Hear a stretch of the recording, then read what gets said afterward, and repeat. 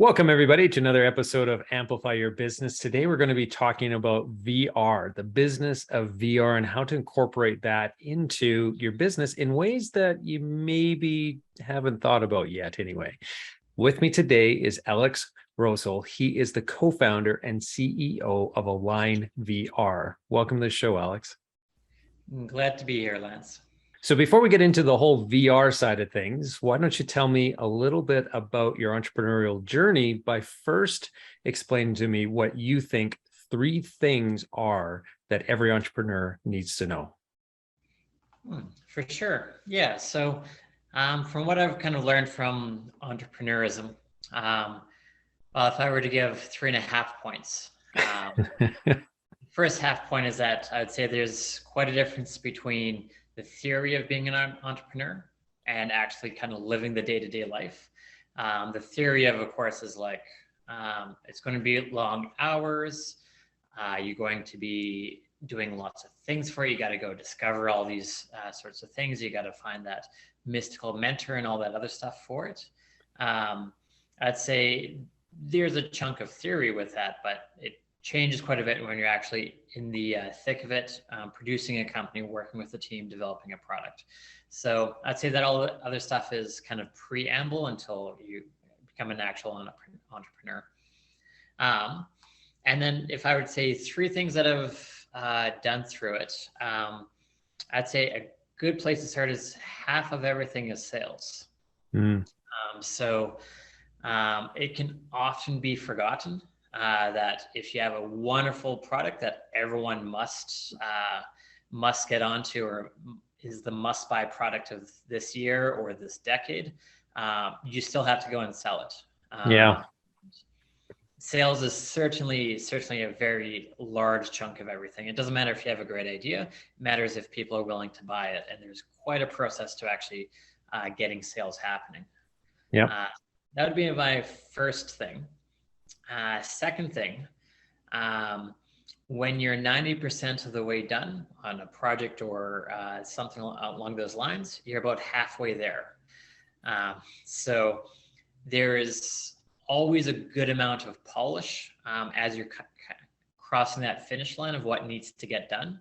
And accounting for that is great, whether you're putting a project proposal together, whether or not you're sending off a very important email, whether or not you're developing a business plan.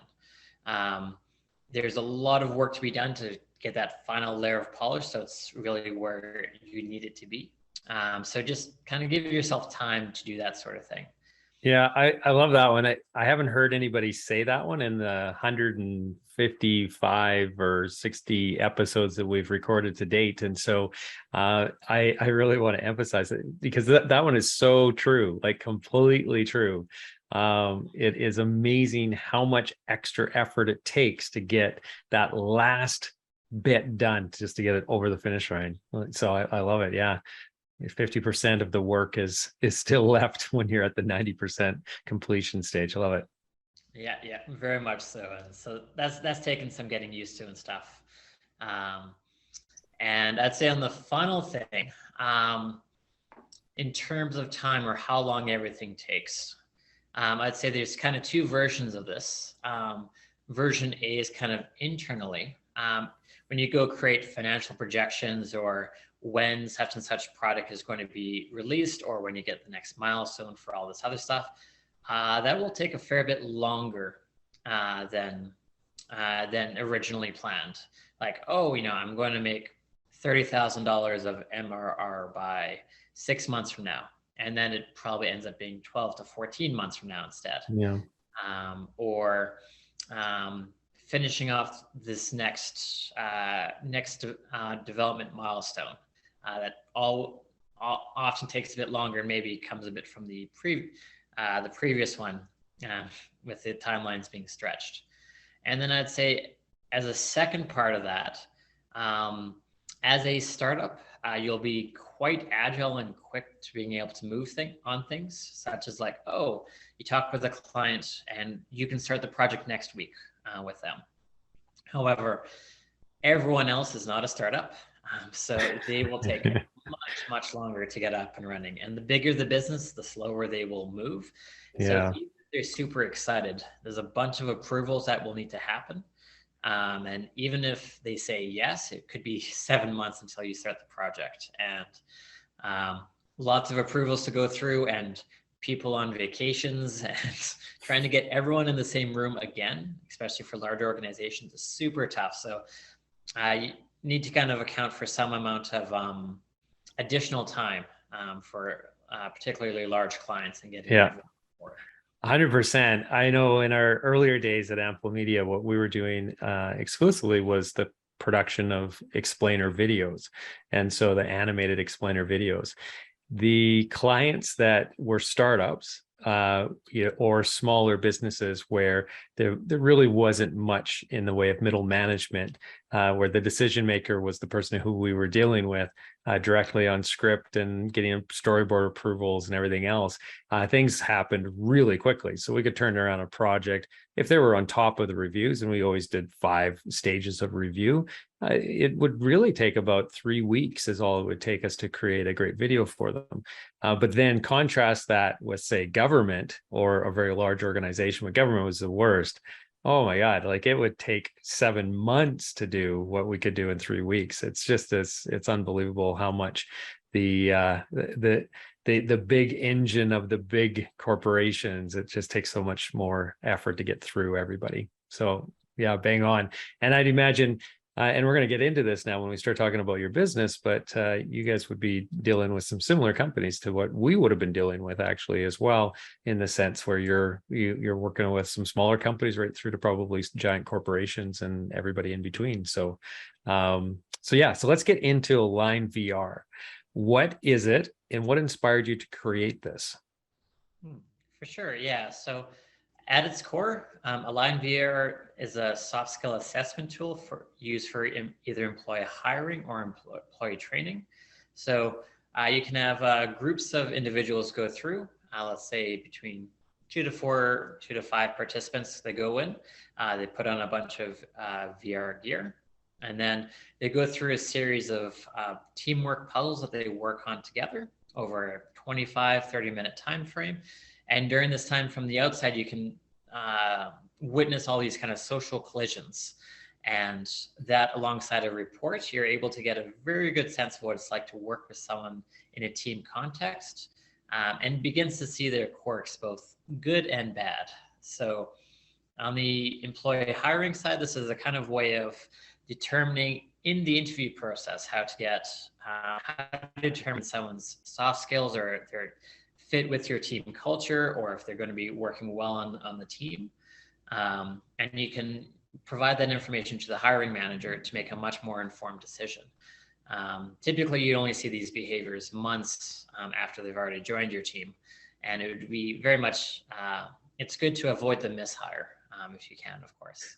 Oh, it's incredibly valuable. Like I think what you have here is just absolutely brilliant, because exactly what you just said, it's so critical to avoid the mishire, because the cost of recruitment is just astronomical when you factor everything in terms of lost productivity, because you don't have a position filled, and then all the hard costs of actually doing all the recruitment and the interview and the assessments and everything else, and then the training time that it takes to get them all trained up. If you miss that and you get the wrong person in there, now you have severance on top of that. You've really, quadrupled probably the cost of all the lost opportunity that would have been, realized if you had the right person in place, and all the frustration, the strain on the rest of the team. Like, yeah, it's crazy to make the wrong choice. And we do it all the time, right? As hiring, as managers who are hiring people. So to be able to assess that well in advance is really cool. So walk me through that a little bit.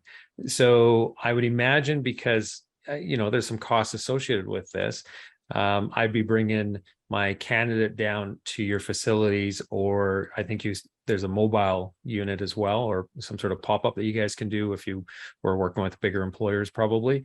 But that's going to be reserved for people who have passed through a couple stages in the interview process, I'd imagine. Is that correct? Yeah, so certainly a good number of options there. And To your previous point, the U.S. Labor and Statistics Board determined that a mishire costs you about 30% of their annual salary. So if you're hiring someone that's even like 50,000 a year, that's $15,000 for a mishire, which is not cheap. So we're very much. I think that's personally, I think that's grossly undervalued. That might be for, like somebody working in a very simple job, but any type of thought required job, like a knowledge worker, it's going to be way higher than that. There's just no way around it, because I mean, you just think of like the cost to actually recruit that person is going to be in the neighborhood of $10,000, maybe more. If you're using a headhunter, it's going to even be more than that, right? So yeah, like the cost then of having the wrong person, and then the errors and the cost and culture, I think is huge. Oh, for sure. And like this doesn't talk about the intangibles of like bringing someone toxic into your workforce. Yeah, exactly. What if you lose two other employees because 100%. along with their new manager and stuff like that?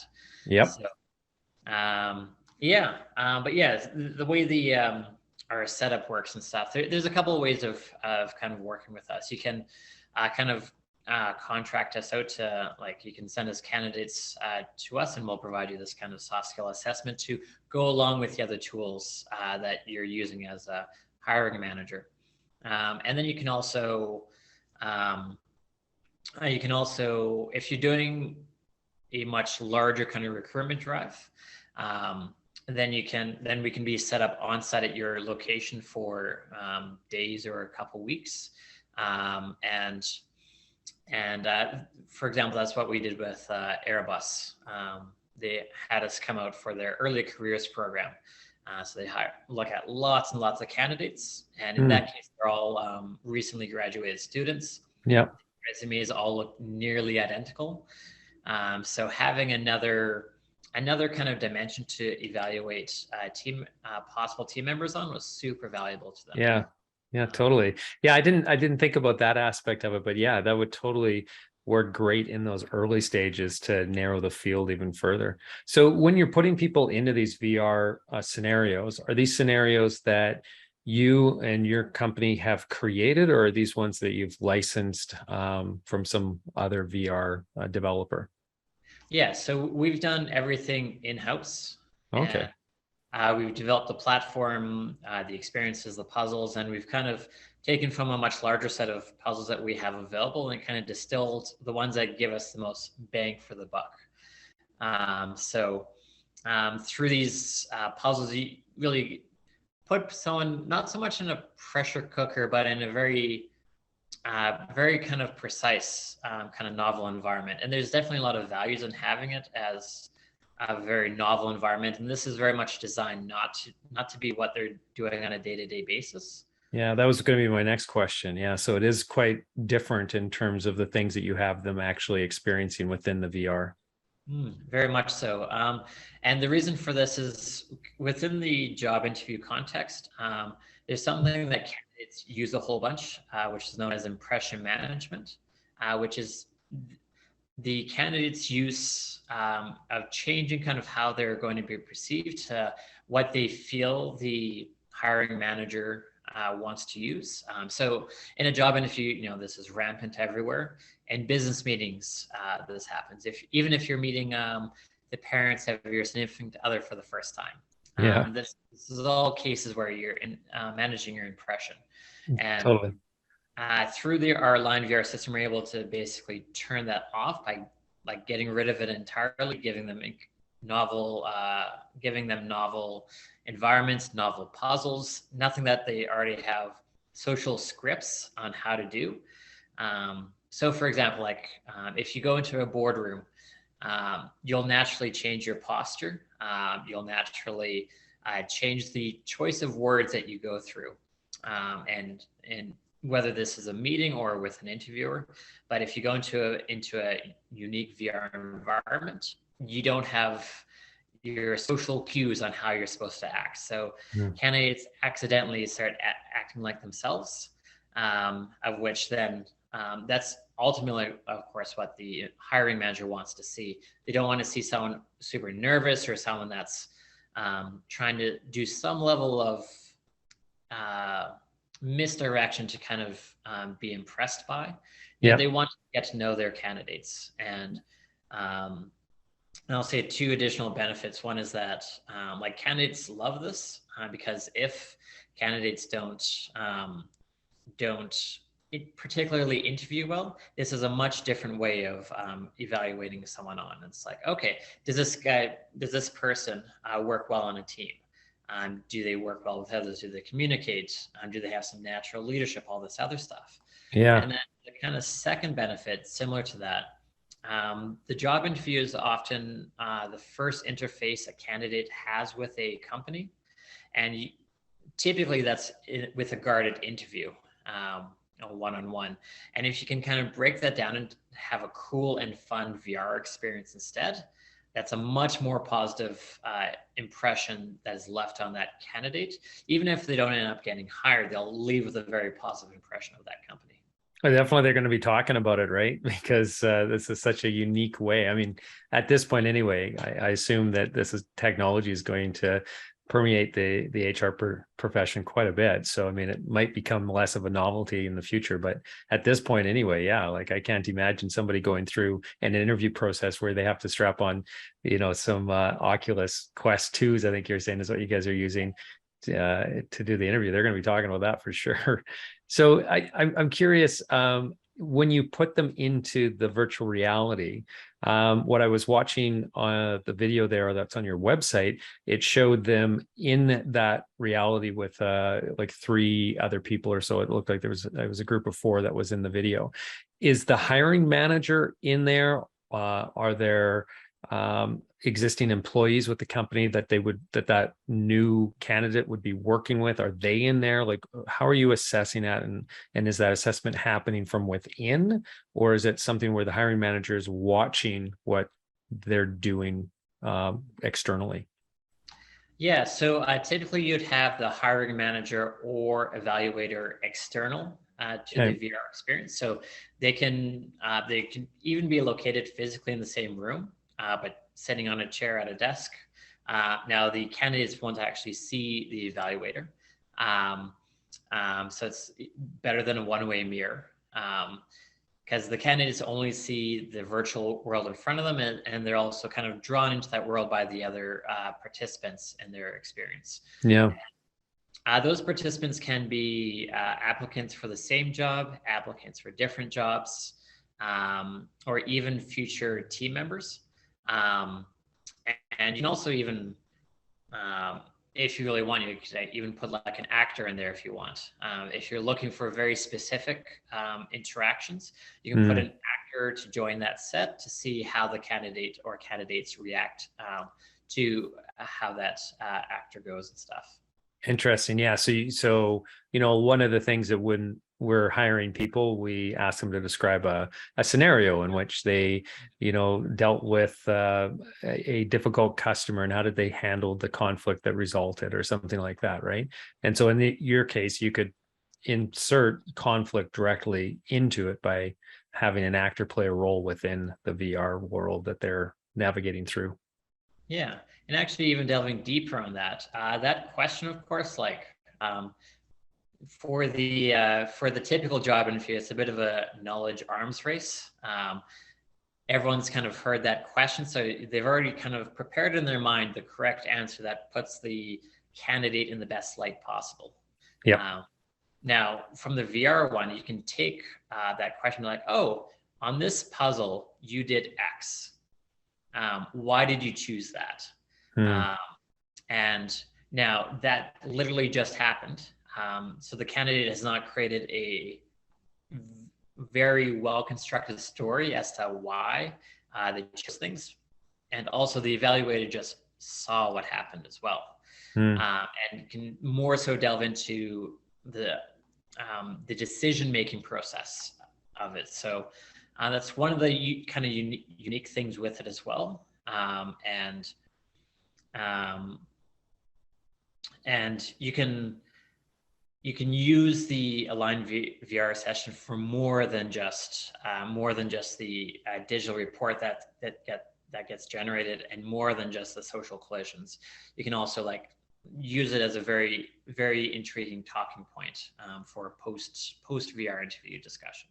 Yeah, yeah, absolutely fascinating. And so, how long have you been doing this then? Is it, it's been a few years with AlignVR, or is this really, really, really new?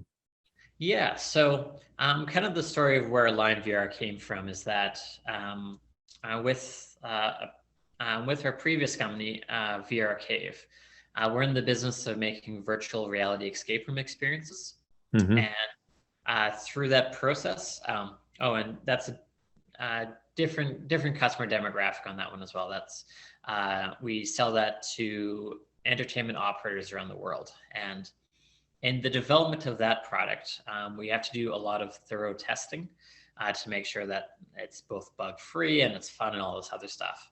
And during that testing process, we send several groups through. They test everything out, and as we've been sending groups through, we noticed an interesting trend that after about the first 5 minutes of a group going through, we had a very good idea whether or not they were going to be successful in the 45 minutes they needed or not.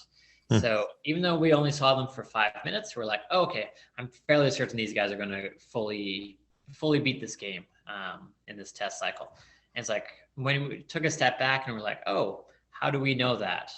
Oh, well, it's this team's communicating together. They have a natural leadership, natural leader in the group, and they're firing on all cylinders. They're open to ideas, all these other things, and it's like, oh, these are actually soft skills. This team has a good set of soft skills so that they're able to work together and achieve great things as a team. Like, oh, I wonder if there's other places that would be useful. Yeah, yeah.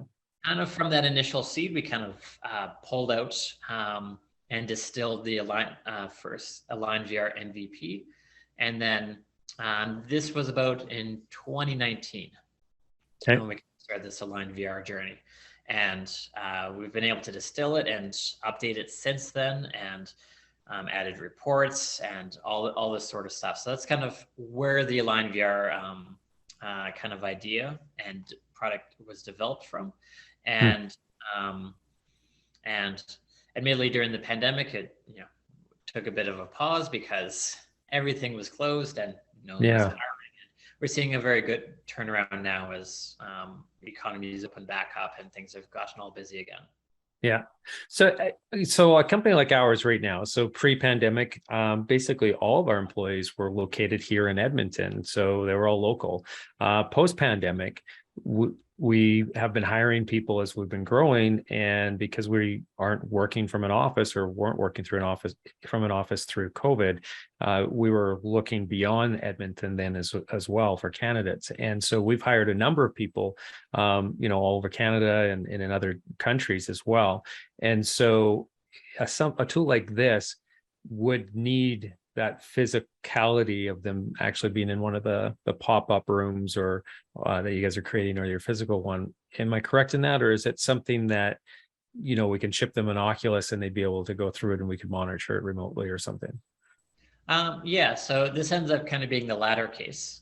So it was originally developed with physical co-location. The participants would be physically in the same room as the other participants. They can see each other virtually in the game, in the experience and stuff, and then the evaluator can be there as well, and away you go. And that's still, I'd say, the best way it can be run.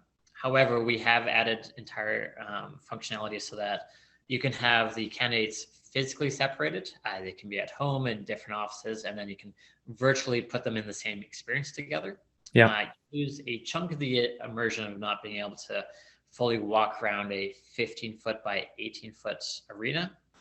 But you are able to, with teleportation controls and a good internet connection, you can have a bunch of candidates located anywhere in the world, all in the same experience together.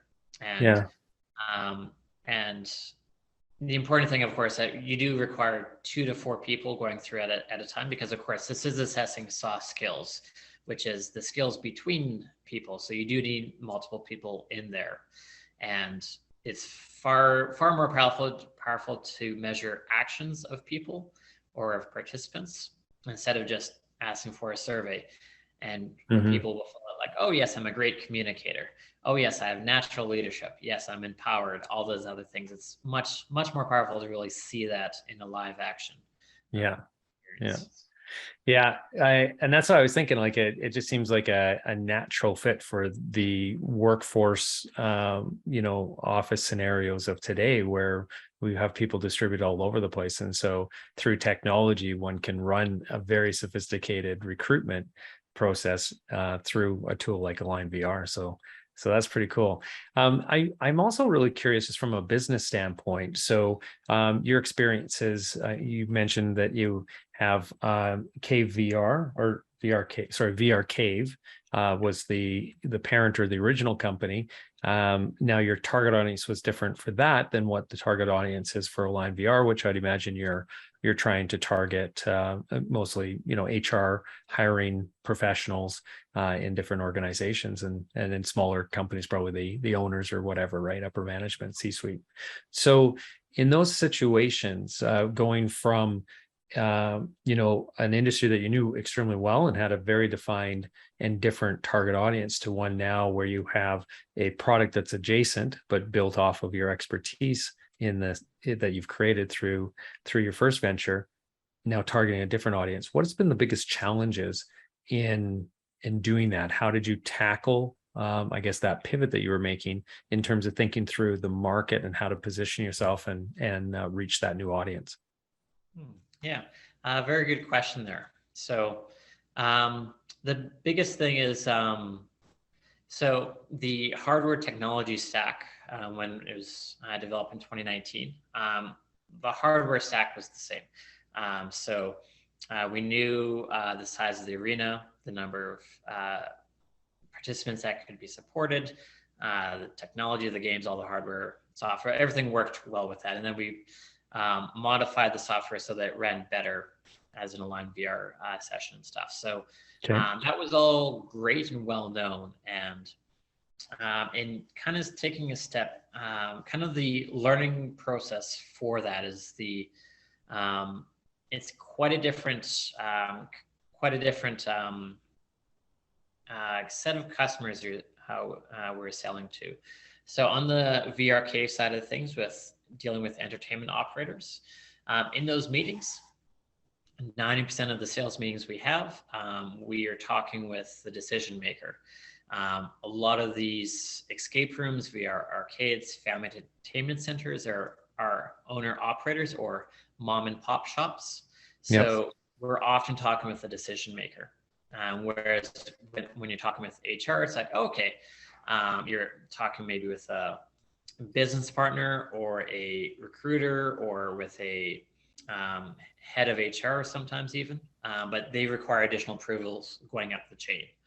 And even in dealing with Airbus, we actually came in through, they have a innovation department whose job it is to go out into the world and find new innovations to bring into Airbus.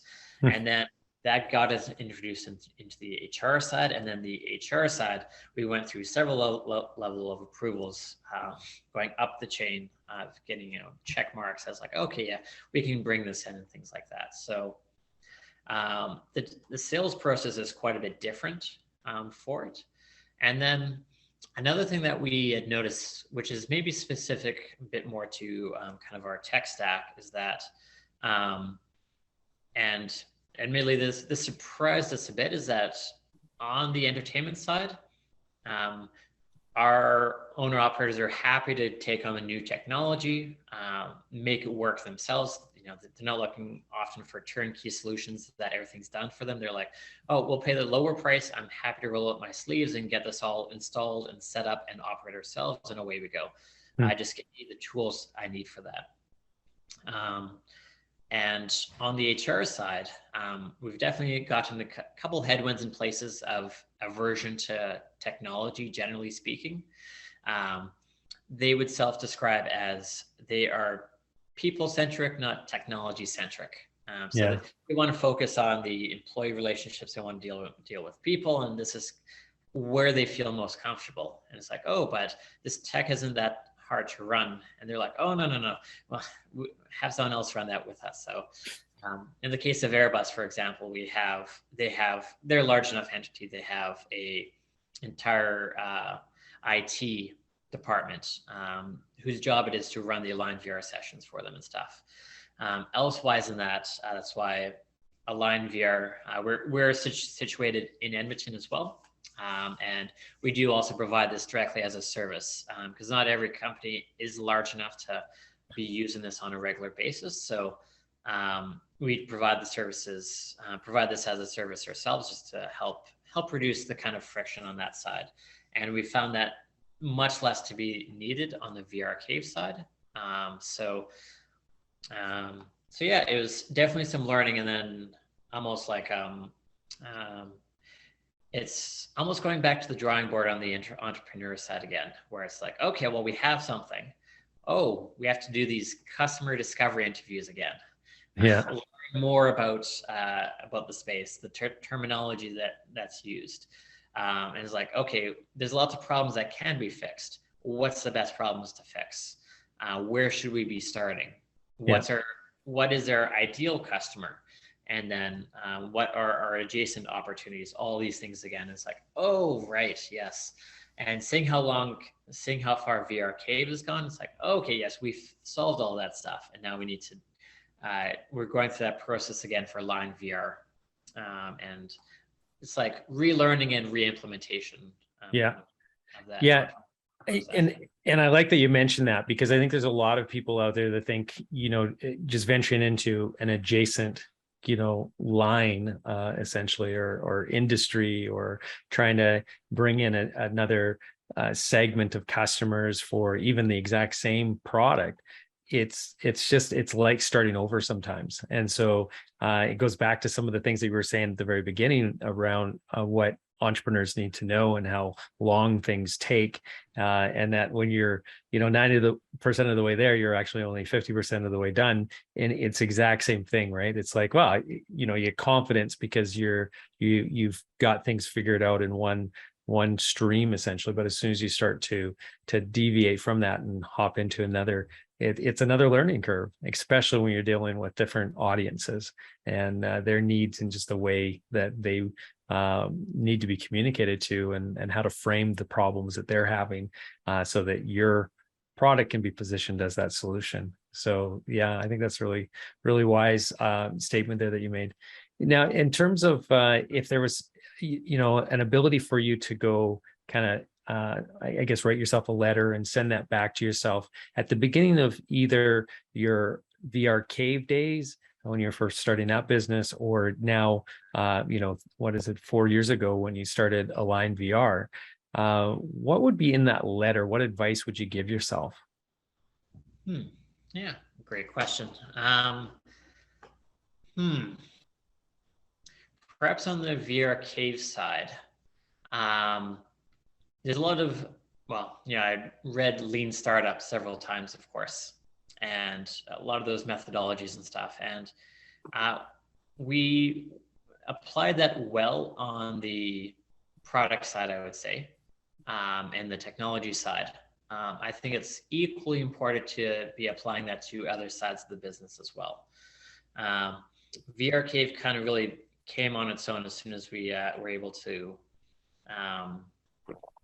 modify our pricing strategy, so it was a better fit for customers, and that certainly helped. And admittedly, like, there are things, I recall a TED Talk way long ago, a couple of years ago, that talked about like what makes startups successful and stuff. And sure enough, the cliff notes of that, I believe the number one thing ended up being timing. And timing is outside of your control, of course. However, you can set yourself up being in the right place for it. When VR came back to the main stage, 2015, 2016 kind of era, a lot of hope was kind of wrapped up in virtual reality as solving so many things. And like any hype train, some things come to fruition, a lot of things don't. we're seeing similar things on artificial intelligence and blockchain and things like that. Mm-hmm. So we'll see over time kind of what sticks. And actually, these days, metaverse has now come back as well as quite a thing. And um, kind of with timing for us is like we kind of started along those time frames.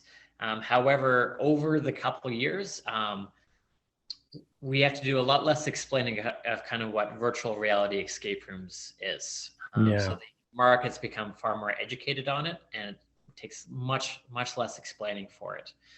So that's definitely been a helpful thing, and the technology has gotten markedly better. Much has been done thanks to Oculus. Their Oculus Quest 1 was really quite a game changer. And Oculus Quest 2 was a very impressive improvement on it. And then they've just announced the Project Cambria. I don't know if they have an official name for that yet, but they'll be coming in October, and that'll be a very impressive thing as well. So we've seen wonderful kind of changes in virtual reality. And I guess actually one of the things that we had looked at the beginning when we tried out virtual reality for the first time, it was, okay, well, this technology is great. It's a new medium that's definitely exciting and worth exploring. What's the best kind of use cases for it? And all we agreed simulation was the best. Enterprise customers wouldn't want to start out with a kind of low grade MVP product. Whereas on the entertainment side, you can get much further along with the latest and greatest technology, even if it has bugs in it, people will still pay for it. So that's kind of why we started on the entertainment side. And then through that journey, we discovered the AlignVR side of things. So yeah, so I really like what you were saying about the way that you're able to iterate with an audience that is going to be more tolerant of those, things that aren't quite right. The development of the tool or even the hardware, right, in those early days. And so I think that that's just a fascinating way to look at your life cycle development and starting at a place where you know that you're still going to be able to get a product to market, get some revenue flowing and everything else as you continue to evolve and figure out, okay, well, how does it fit into maybe the target audience or the target market that you're trying to eventually reach, which is the enterprise customer. So I think that's just absolutely brilliant. It's definitely a long game look at things where I think a lot of businesses don't think like that at all. So good on you guys for starting out in that spot. Very, very much so. And I'd say because we kind of kept at it, everything takes longer than expected on the entrepreneurial journey. Yeah. Have a lot more that we can kind of be riding on. We got a wonderfully developed platform, and it's taking a long time to get to here, longer than of course initially expected, but yeah, there's a lot of work behind us and a great team kind of supporting everything that we do to get to this point. Yeah, exactly. Now that you have the core there, whether that's the team, the technology, the experience, the hardware, the tech stack and everything else, now it's just a matter of, okay, now finding out where those best opportunities are. And you're right on the timing thing. I mean, I think Google's, huge investments into the metaverse is only going to pay dividends for you guys in the long run, because it's just really pushing both the technology hardware stack further along, but also at the same time, really just the massive adoption or consideration of how do you adopt this within your environments. And from an enterprise standpoint, I'm hearing people talk about VR more and more all the time. And it's really accelerated over the last, in my opinion, well, I think COVID probably helped out too from a timing standpoint. It's accelerated, I think, since the beginning of COVID. Very much so. And Quest 2 is a very good headset. And I think it's actually eclipsed the summation of all other headsets before it. Wow. So many millions of units were sold and stuff with it. So yeah. It is quite impressive what Meta has been able to kind of develop and then push out, and they very much have doubled down on the environment, on this entire industry in general. It's really impressive what's been done. Now, as an outside observer, I would think where the longer term opportunity for you folks is going to be on the scenario building and licensing those out to people, because the hardware costs are going to continue to get lower. The technology is going to get better. And so there'll be much easier adoption, I would think, of those tools internally within companies. And so then it's about, okay, well, the assessment tools itself. So the scenario building and the evaluation building. Is that, am I reading that right? Is that where you guys are seeing your future opportunities in the licensing of that software, the access to that software in the future? Yes, very much so. And kind of on that vein, it's um, with when it comes to any kind of technology or product you bring to market, it needs to be compelling and much better than what's currently available. So I believe Elon Musk would say it's got to be 10x better than what's currently available. I'd say maybe 10x optimistically, 5 or 6x elsewise. Not everything I think works for virtual reality. Like you can do a virtual walkthrough of a house, and sure, that's okay. People still prefer going to a physical house if it's been built. And I don't think virtual reality is 10 times better than going there in person. There's a bit of a case to be made if that project hasn't been developed at all. Then you can do something quite compelling there. But yeah, in whatever the case, it needs to be, it needs to kind of bring in very powerful game changers into the environment. So I'd say virtual meetings are a bit better in VR than elsewise, but it's not 10 times better in VR versus Zoom. So maybe not VR meetings, but always finding the right kind of connection to making the world much better, much more compelling. It's got to be overwhelmingly compelling in some ways in order for it to get noticed. Yeah. It's that's a really good assessment tool as entrepreneurs do that brainstorming and really trying to figure out, okay, well, what are the directions in terms of innovation that we want to go in? I love that as a benchmark, the 10x. So thanks for sharing that, and thanks for sharing your story and what you guys are doing over there. I'd imagine there's a lot of our audience who might be interested in learning a little bit more. What's the best way for them to reach out to you and connect, or to learn more about AlignVR and what that can look like in terms of their business hiring practices? For sure. The best way to find out more from us and also reach us will be going to www.alignvr.com. And from there, you can see kind of how our process works. We can come out as a service or be installed within your company or organization. And we provide, I'd say, 3 pillars of services. One is Team Qualifier, which is used for the hiring process. Team Enhancer, which is used for an existing team and you're wanting to evaluate the soft skills and grow the soft skills of a team. And then we have a much simpler Team Booster, which is much more about fun and recreation, a bit on employee engagement and stuff like that. So we're happy to provide any of those services, either on site or at our offices here in Edmonton. And if anyone wants to learn more, alignvr.com. Awesome. Thanks again. Really appreciate your time today, Alex. And for those of you who are interested in checking out some of our other archived episodes, head over to amplifyyourbusiness.ca there. And if you aren't following us yet on your favorite podcasting platform, just search for Amplify Your Business there. And if you are listening right now via podcast, please rate and review us so that more people can discover us. So thanks again. Really appreciate your time, Alex. And for everybody else on this call, I hope you have a prosperous day.